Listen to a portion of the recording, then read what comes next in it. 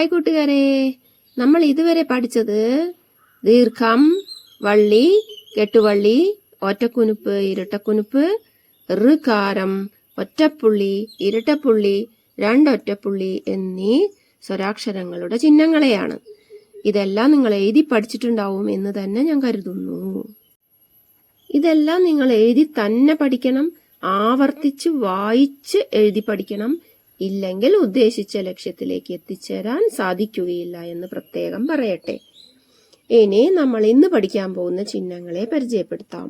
പോ, പോ, പൗ എന്നാണ് എഴുതി വെച്ചിട്ടുള്ളത്.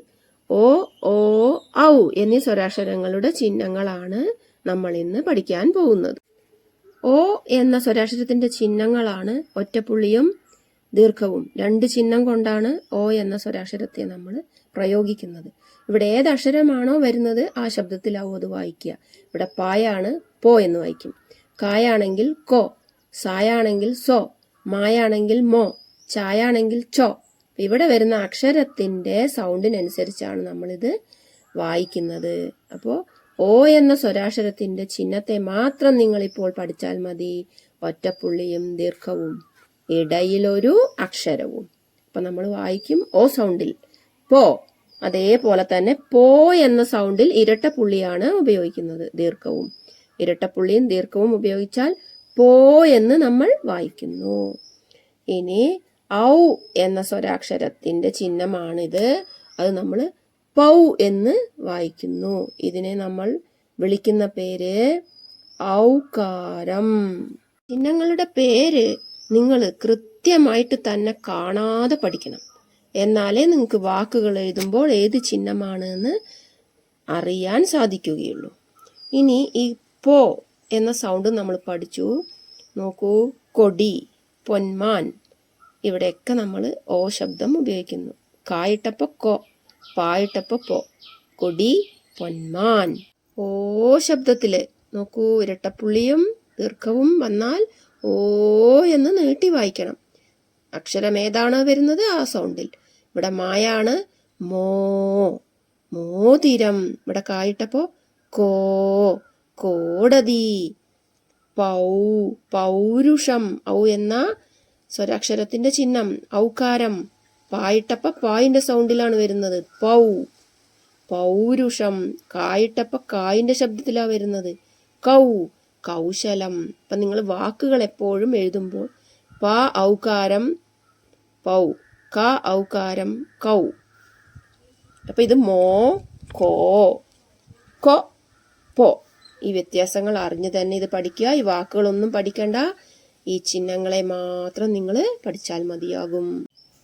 ഇന്ന് ഞാൻ നിങ്ങളെ പരിചയപ്പെടുത്തുന്ന അക്ഷരം പായാണ് കേട്ടോ. പ. അപ്പൊ എപ്പോഴും ഈ റാ കൊണ്ടുള്ള അക്ഷരങ്ങളാണ് ഞാൻ നിങ്ങളെ പരിചയപ്പെടുത്തിയിട്ടുള്ളത്. അത് ഇവിടെ പറഞ്ഞു തരാം. അപ്പം ആദ്യം നമ്മൾ റാ പഠിച്ചു, പിന്നെ രണ്ട് റാ ഇട്ടപ്പോൾ നമ്മൾ നാ എന്നാക്കി നായിനെ പഠിച്ചു.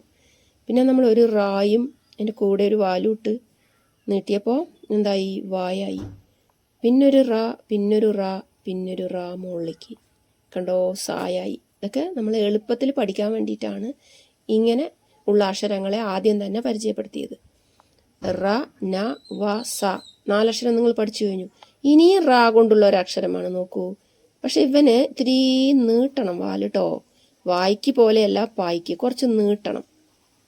എന്ന് വെച്ചാൽ ഒരുപാടൊന്നും നീട്ടരുതതാ, ഇങ്ങനെ നീട്ടണം. അപ്പം ഇതിനെ നമ്മൾ പ എന്ന് വിളിക്കുന്നു. ഈ പ കൊണ്ടാണ് ഇന്ന് നിങ്ങൾ കോപ്പിയിൽ എഴുതി പഠിക്കേണ്ടത് കേട്ടോ. ഓ, ഓ, ഔ എന്ന ചിഹ്നങ്ങൾ പഠിക്കേണ്ടത് പായിൻ്റെ കൂടെയാണേ.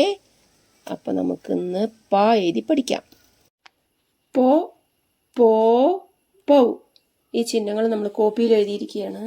എപ്പോഴും ഒറ്റപ്പുള്ളി പ എന്ന അക്ഷരത്തിന്റെ മുന്നിൽ വരണം, ദീർഘം പിന്നിലും വരണം. ഇരട്ടപ്പുള്ളി പോ എന്ന് വായിക്കുമ്പോൾ പായിന്റെ മുന്നിൽ വരണം, ദീർഘം പിന്നിൽ വരണം. ഔകാരം എപ്പോഴും അക്ഷരത്തിന്റെ പിന്നിൽ തന്നെ ഇടുക. പൗ, കൗ, മൗ, ചൗ. അങ്ങനെ ഇത് മുന്നിലല്ല വരിക, അക്ഷരത്തിന്റെ പിന്നിലാണ് വരുന്നത്. ഇനി ഒറ്റപ്പുള്ളി നിങ്ങൾ എഴുതാൻ പഠിച്ചതാണ്, ദീർഘവും എഴുതാൻ പഠിച്ചതാണ്. പ ഇങ്ങനെ റാ നടുക്ക് വരെ വരാൻ പാടുള്ളൂ. താഴത്തെ വരി കൂടെ നീട്ടുക, മുകളിൽ വരി പോയി മുട്ടുക. പ പ എന്ന് പറഞ്ഞു തന്നെ എഴുതണം. പോ പോ പൗ, പോ പോ പൗ എന്ന് തന്നെ പറഞ്ഞ് നിങ്ങളുടെ കോപ്പിയുടെ 6-ാമത്തെ പേജിൽ എഴുതി നിറയ്ക്കണേ.